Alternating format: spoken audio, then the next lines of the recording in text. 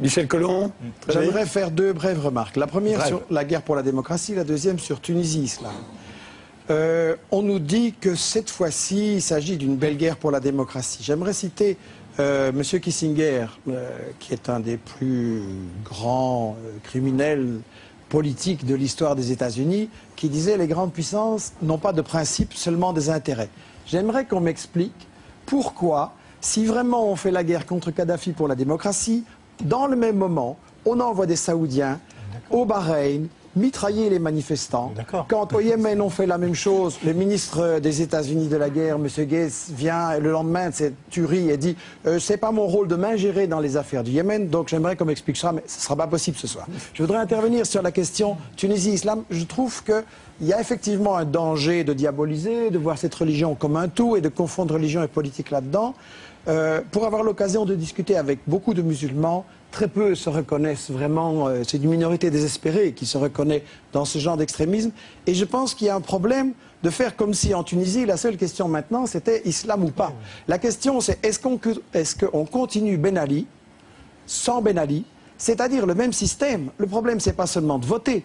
Ben Ali, c'était quoi? C'était un dictateur, mais il ne décidait pas grand-chose. Il décidait au profit des... Il appliquait la volonté de l'étranger. Les richesses du pays, que ce soit le phosphate, le tourisme et les services, ça partait à l'étranger pendant que le chauffeur de taxi tunisien restait pauvre. La mafia tunisienne en a profité. C'est une mafia nationaliste. Je n'ai pas interrompu. Je voudrais juste finir sans être interrompu. Le point, c'est que l'enjeu maintenant est de savoir si on va changer les règles du jeu économique et social qui font qu'une toute petite élite est très riche et que la majorité des gens n'en sort pas. Et ça, cette question, elle traverse les partis, qu'ils soient islamiques ou autres. En Égypte, les frères musulmans, la direction est clairement la carte de rechange des États-Unis qui se prépare. Le régime militaire, s'il ne continue pas, on met les dirigeants des frères musulmans à la place. Mais les frères musulmans ont aussi éclaté en 5 courants parce que beaucoup n'acceptent pas ça et veulent non seulement la démocratie, mais aussi la justice sociale. Donc tout est de la faute des États-Unis. C'est d'après ce que j'ai compris, mais j'ai peut-être pas tout compris. Ça, en tout cas, c'est là qu'on va arrêter cette conversation. Le point, c'est que l'enjeu maintenant est de savoir si on va changer les règles du jeu économique et social qui font qu'une toute petite élite est très riche et que la majorité des gens n'en sort pas. Et ça, cette question, elle traverse les partis, qu'ils soient islamiques ou autres.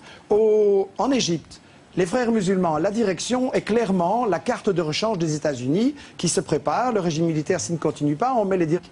Pourquoi, si vraiment on fait la guerre contre Kadhafi pour la démocratie, dans le même moment, on envoie des Saoudiens au Bahreïn mitrailler les manifestants. Quand au Yémen on fait la même chose, le ministre des États-Unis de la guerre, M. Gates, vient le lendemain de cette tuerie et dit c'est pas mon rôle de m'ingérer dans les affaires du Yémen, donc j'aimerais qu'on m'explique ça, mais ce ne sera pas possible ce soir. Je voudrais intervenir sur la question Tunisie-Islam. Je trouve que... Michel Collomb. J'aimerais faire deux brèves remarques. La première sur la guerre pour la démocratie, la deuxième sur Tunisie-Islam.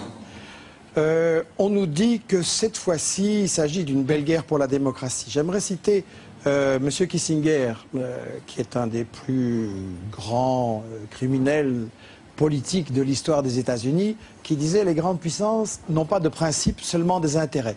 J'aimerais qu'on m'explique, c'est-à-dire le même système. Le problème, c'est pas seulement de voter.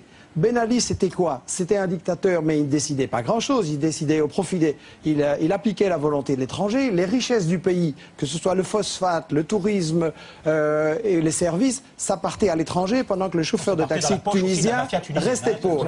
La mafia tunisienne en a profité. C'est une mafia nationaliste. Je n'ai pas interrompu. Je voudrais juste finir sans être interrompu.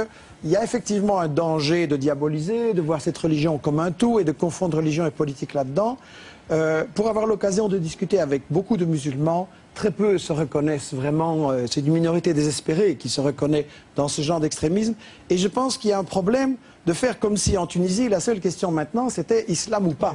La question, c'est est-ce qu'on continue Ben Ali sans Ben Ali?